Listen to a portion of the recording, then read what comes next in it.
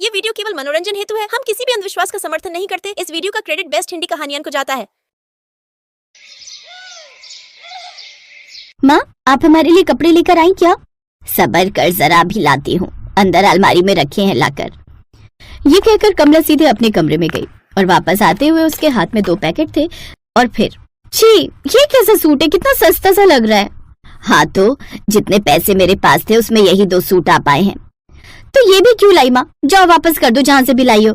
दीदी ऐसा नहीं कहते, आप एक बार पहन कर तो देखो। तो चुप कर, तू ही पहन लेना इसे, क्योंकि मैं तो इसे नहीं पहनने वाली। तभी प्रिया ने अपनी माँ से कहा, माँ आप चिंता मत करो, अभी दीदी गुस्से में है, थोड़ी देर बाद जब गुस्सा ठंडा हो जाएगा तो अपने आप सब ठीक हो जाएगा। ऐसे ही वक्त गुजरता गया और फिर एक दिन, माँ आपको सिद्धार्थ कैसा लगा? अच्छा लगा, लेकिन बेटा हम लोग उनकी बराबरी नहीं कर सकते, बहुत अमीर घर से है वो। तभी तो मैंने उसे चुना है माँ, पता है कितना पैसा है उसके पापा के पास। आप देखना आपकी बेटी राज करेगी राज। और मैं तो कहती हूँ प्रिया तू भी कोई अमीर लड़का फंसा ले। अब मेरा मतलब है कि पसंद कर ले। माँ की जिंदगी तो गरीबी में गुजर गई, कम से कम हम तो अपना भविष्य संवार ले। ये कैसी बातें कर रही हो दीदी? आपने भले ही सिद्धार्थ जी के पैसे देखकर उन्हें पसंद किया है, लेकिन मैं तो वहीं शादी करूंगी जहाँ मेरी माँ मेरा रिश्ता तय करेंगी। और रही बात भविष्य की, तो वो तो ऊपर वाला देखता है दीदी। अरे ऊपर वाला कुछ नहीं देखता, लेकिन मैं जरूर देखूंगी कि माँ तेरी शादी किस राजकुमार से करती है और वो कौन सी बैलगाड़ी से विदा कराने आता है तुझे। कुछ दिनों बाद रिया और सिद्धार्थ की शादी हो गई। रिया वाकई अमीर हो गई थी और अपनी माँ और छोटी बहन के सामने अपनी इस अमीरी को जताने का वो एक भी मौका नहीं छोड़ती थी।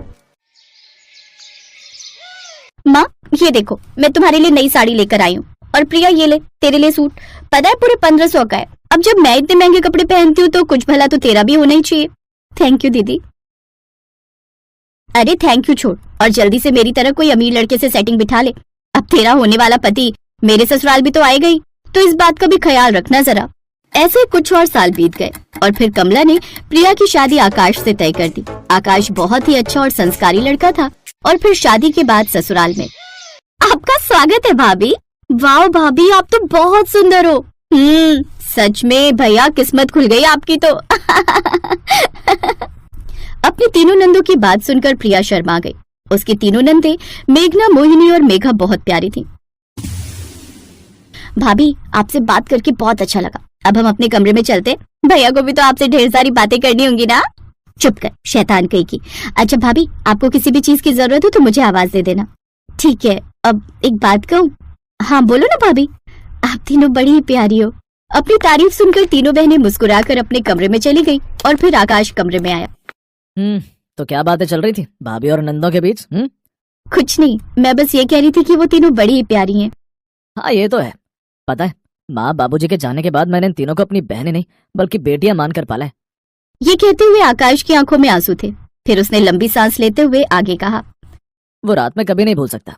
एक औरत इन तीनों बच्चियों को हमारे घर के बाहर छोड़कर चली गई और उसके कुछ दिन बाद ही मेरी माँ और बाबूजी को कुछ लोगों ने मार डाला।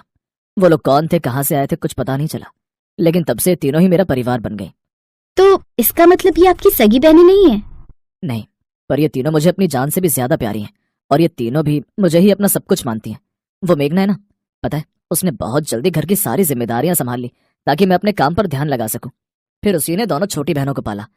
क्या बताऊं तुम्हें, बड़े कष्ट सहे हमने प्रिया।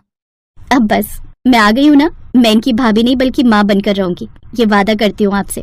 प्रिया की बात सुनकर आकाश को बड़ा सुकून मिला और प्रिया ने वाकई वही किया जैसा कहा था। प्रिया अपनी नंदों से ऐसे घुल मिल गई जैसे वो उन्हें कई सालों से जानती हो। फिर एक दिन प्रिया के फोन पर उसकी बड़ी बहन रिया का कॉल आया। हेलो प्रिया, कैसी है तू? अच्छा सुन, वो श्वेता की शादी में चलना है ना? हाँ दीदी उसका फोन तो आया था। चलो तो फिर शादी में मुलाकात होती है।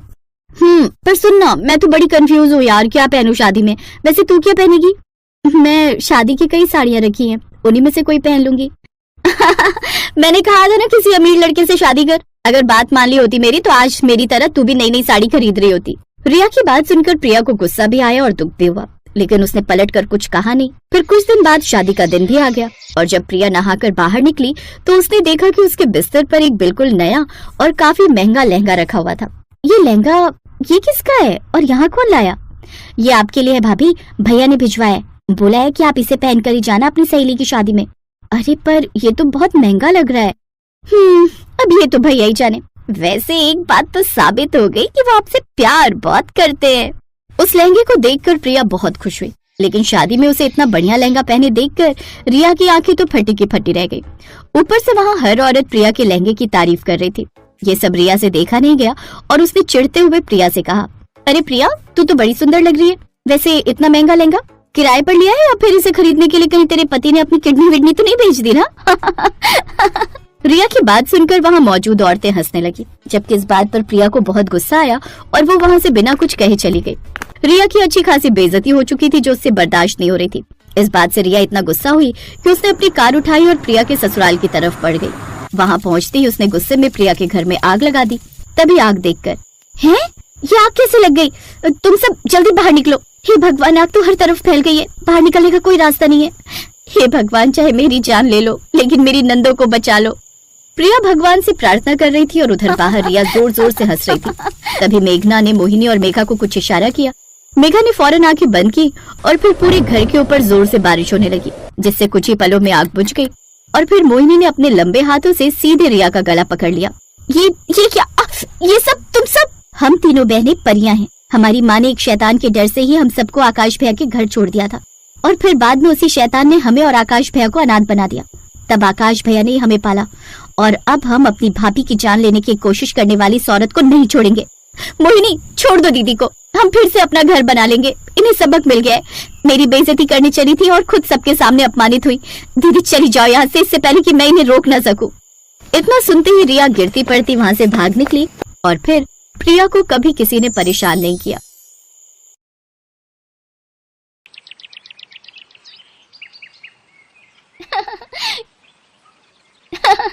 कितना मजा आ रहा है ना? हाँ, और आज तो परीलोक का मौसम भी कितना सुहाना है। एक तो इतना अच्छा मौसम और ऊपर से आज तो माँ भी यहाँ नहीं है। आज तो जितना जी चाहे मस्ती कर सकते हैं हम। हाँ, पर शाम होने से पहले हमें वापस परी महल पहुँचना है। अगर माँ को पता चल गया कि हम सारा दिन बाहर थी तो वो बहुत नाराज होंगी। अरे तू चिंता क्यों करती है? मैं अपनी ये छड़ी घुमाऊंगी और पलक झपकते ही तुम दोनों के साथ परी महल उड़कर पहुंच जाऊंगी। वाह रागिनी, क्या बात कर दी। अरे मैंने कौन सा चुटकुला सुनाया जो तुम इतना हंस रही हो? चुटकुला ही तो है। हम दोनों को पता है तुमने अभी उड़ने या किसी को उड़ाने का जादू नहीं सीखा है। अब किसने कहा? अभी दिखाऊं तुम दोनों को उड़ाकर? हाँ हाँ दिखाओ ना, हम भी तो देखें जो जादू अब तक हमें नहीं आया वो तुम्हें कैसे आ गया। इसके बाद रागिनी ने फौरन अपनी छड़ी घुमाई और अपने जादू से अपनी दोनों बहनों कामिनी और मोहिनी को उड़ाने की कोशिश करने लगी, लेकिन वो ऐसा नहीं कर पाई और ये देखकर उसका चेहरा उतर गया, जबकि उसकी दोनों बहनें हंसती हुई बोली, अरे अरे अब बस कर रागिनी, इतनी देर से हम हवा में उड़ रहे हैं, अब हम थक गए हैं, हमें नीचे उतार दो ना। सच में उड़ने में तो बहुत मजा आया। उड़ा लो, जितना मजाक उड़ाना है उड़ा लो मेरा। देखना तुम दोनों, जब मैं माँ से ये वाला जादू खूब अच्छे से सीख लूंगी ना, तब तुम दोनों को हवा में उड़ाकर आसमान में ही लटका दूंगी। ये कहानी इन्हीं तीनों बहनों की है, रागिनी, कामिनी और मोहिनी, जो आपस में बहनें थीं और असल में परिलोक की 3 राजकुमारियां थीं। तीनों बहनें खूब मस्तीखोर थीं। जब भी उनकी माँ यानी परिलोक की रानी किसी काम से बाहर जाती तो तीनों बहनें परी महल से निकलकर खूब मटर गश्ती करती। फिर उसी शाम रागिनी, अरे माँ आप आ गई, कितनी देर कर दी आपने? पता है माँ, हम तीनों ने सारा दिन आपका इंतजार किया कि कब आप आएंगे और हम सब साथ बैठकर खाना खाएंगे। अच्छा ऐसी बात है क्या? इतना कहते ही रानी परी ने अपनी आंखें बंद की और अपने जादू से उस बीते दिन को अच्छी तरह देखा। मैंने सब देख लिया कि तुम तीनों कैसे झूले में बैठकर मेरा इंतजार कर रही थी, वो भी सारा दिन। क्यों, सही कहा ना मैंने? माँ आप ये कैसे कर लेती हो? अरे पागल, माँ को कौन सा जादू नहीं आता? माँ हमें भी सिखाओ ना, हमें भी सारे जादू सीखने हैं। हाँ हमें चीजों को उड़ाना तो आता है पर खुद नहीं उड़ना आता। वो इसलिए क्योंकि तुम तीनों बहुत चंचल हो, जादू सीखने के लिए बहुत एकाग्र होना पड़ता है। चलो अब ये सब छोड़ो और खाना खाकर सो जाओ। कल तड़के सुबह ही मैं तुम्हें सिखाऊंगी कि कैसे उड़कर कहीं भी पहुंचा जा सकता है। ठीक है? ठीक है माँ। जब वो तीनों सो रही थी तभी खिड़की के पास एक आदमी आया और बोला, सो गई महाराज, तीनों सो गई। इस परिलोक की सत्ता अपने हाथ में लेने का वक्त अब आ गया है। ये तीनों अब जाएंगे परिलोक से बाहर और रानी परी जाएगी जेल में और मैं और आप बैठेंगे परिलोक के सिंहासन पर। महाराज अनंत सिंह की जय हो, जय हो। ये है परिलोक का महामंत्री और रानी परी का सलाहकार अनंत सिंह, जो असल में बहुत ही दुष्ट था। अनंत सिंह सारे जादू जानता था और खुद परिलोक का राजा बनना चाहता था। उसने अपने जादू से रानी परी को बेड़ियों में कैद करके उनसे उनकी जादुई छड़ी भी छीन ली। दुष्ट अनंत सिंह, तूने दिखा दी ना अपनी असलियत, मैं तुझे छोड़ूंगी नहीं। तू क्या कर लेगी बुढ़िया? तेरी छड़ी तो मेरे पास है, तो अब तुझसे कोई जादू तो होगा नहीं। और रही बात तेरी बेटियों की, तो उन्हें भी ठिकाने लगा चुका हूँ मैं।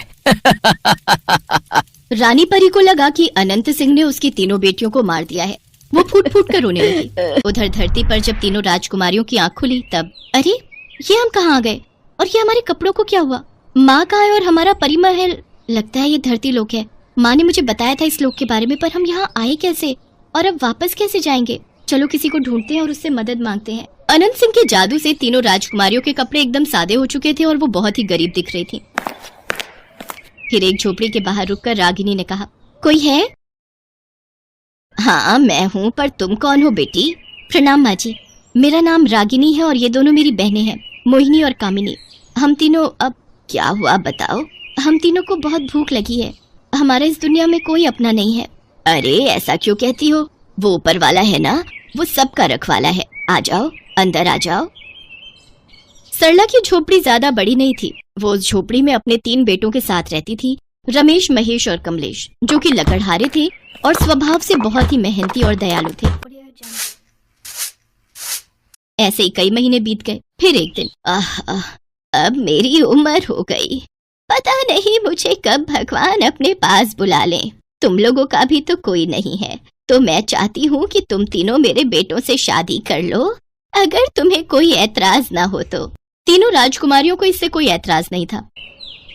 जैसे ही तीनों भाइयों ने अपनी अपनी पत्नी की मांग में सिंदूर भरा, अचानक एक तेज रोशनी हुई, जिसके साथ ही तीनों राजकुमारियां अपने असली रूप में आ गईं और उन्हें उनकी जादुई शक्तियां भी वापस मिल गईं। ये सब देखकर सरला ने अपनी तीनों जादुई बहुओं के सिर पर हाथ रखते हुए कहा, तुम तीनों तो साक्षात लक्ष्मी का अवतार हो। तुम तीनों को अपनी बहुओं के रूप में पाकर मैं तो धन्य हो गई। भगवान तुम्हें सदा सुखी रखे। माँ जी, सुख तो हमें तब मिलेगा जब हम अपनी माँ को उस दुष्ट अनंत सिंह से आजाद करेंगी। हमें आज्ञा दीजिए, परिलोक जाकर सब कुछ ठीक करके आपके पास वापस आने की। सरला ने सिर हिलाकर तीनों राजकुमारियों को जाने की इजाजत दी। तीनों राजकुमारियों ने मिलकर अनंत सिंह का सामना किया और उसे हराकर परिलोक और रानी परी को आजाद करवाया। और फिर, कहाँ जा रही हो मेरी बच्चियों? अब मुझसे दूर मत जाओ। नहीं माँ, हमें जाना ही होगा, क्योंकि अब हमारी एक और माँ है और परिवार भी।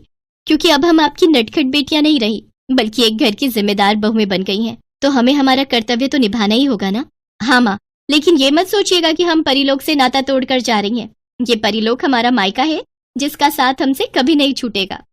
हेलो दोस्तों, कैसे हैं आप सब? हमारी कहानियाँ देखने के लिए हमारे चैनल को सब्सक्राइब कीजिए और हाँ, बेल आइकॉन पर क्लिक करना मत भूलिएगा।